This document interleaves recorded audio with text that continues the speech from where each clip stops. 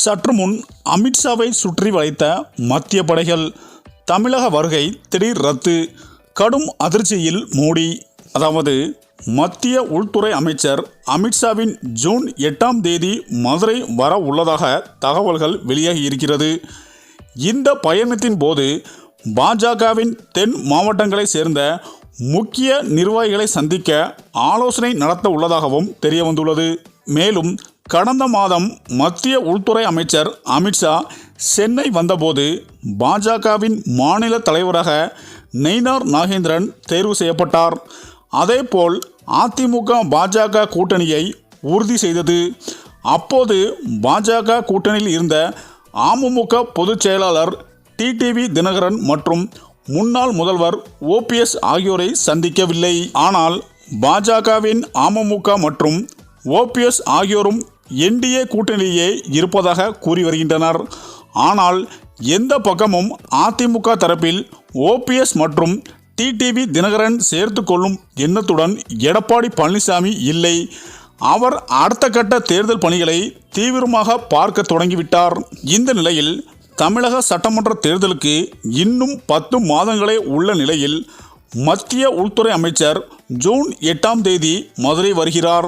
June 8ஆம் தேதி மதுரை ஒத்தக்கடை பகுதியில் நடக்கும் பாஜக பொதுக்கூட்டத்தில் அமித்ஷா கலந்து கொள்ள உள்ளார். அதேபோல் பாஜகவின் தென் மாவட்ட நிர்வாகிகளை சந்தித்து ஆலோசனை நடத்த இருக்கிறார்.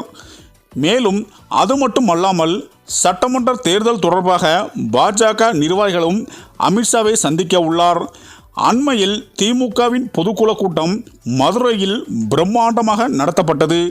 தற்போது பாஜகவின் மதுரை பொதுக்கூட்டம் நடத்துவதும் பேசும் பொருளாகி இருக்கிறது.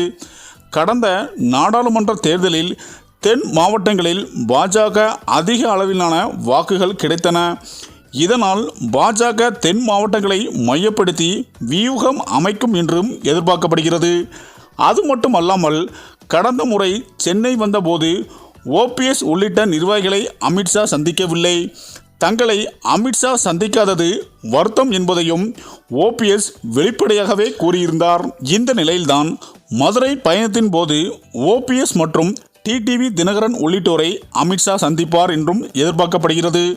அதேபோல் சட்டமன்ற தேர்தலில் பாஜக போட்டியிடும் இடங்கள் தொடர்பான முடிவினை எடுக்கவும் அமித்ஷா ஆலோசனை செய்ய வாய்ப்பு இருப்பதாகவும் சொல்லப்படுகிறது.